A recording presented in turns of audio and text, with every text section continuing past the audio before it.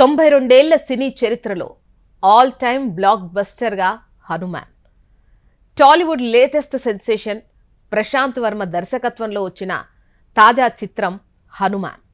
తేజ సజ్జా కథానాయకుడిగా నటించిన ఈ చిత్రం సంక్రాంతి కానుకగా ప్రేక్షకుల ముందుకొచ్చి బాక్సాఫీస్ దగ్గర సంచలనాలు సృష్టిస్తున్న విషయం తెలిసిందే. జనవరి 12న విడుదలైన ఈ చిత్రం ఇప్పటి వరకు వరల్డ్ వైడ్గా 275 కోట్ల రూపాయలకు పైగా వసూళ్లు రాబట్టి 300 కోట్ల క్లబ్లోకి దూసుకుపోతోంది.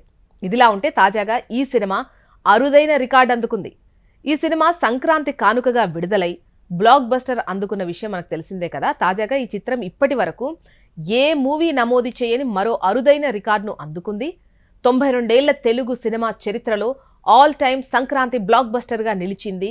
ఈ విషయాన్ని నిర్మాణ సంస్థ ప్రైమ్ షో ఎంటర్టైన్మెంట్ అధికారికంగా ట్విట్టర్లో షేర్ చేసింది. మరోవైపు ఈ సినిమాకు సీక్వెల్ ఉంటుందని ప్రశాంత్ వర్మ ప్రకటించారు. రాముడికి హనుమంతుడు ఇచ్చిన మాట ఏమిటి అన్న స్టోరీతో ఈ సినిమా సీక్వెల్ జై హనుమాన్ సినిమా రానుంది. జై హనుమాన్కు సంబంధించి ఇప్పటికే స్క్రిప్ట్ కూడా సిద్ధమైపోయిందని ప్రశాంత్ వర్మ వెల్లడించారు. దీంతో ప్రేక్షకులంతా సెకండ్ పార్ట్ జై హనుమాన్ కోసం ఎంతో క్యూరియాసిటీతో ఎదురుచూస్తున్నారు. ఇక ఈ సినిమా 2025లో ప్రేక్షకుల ముందుకు రాబోతోంది.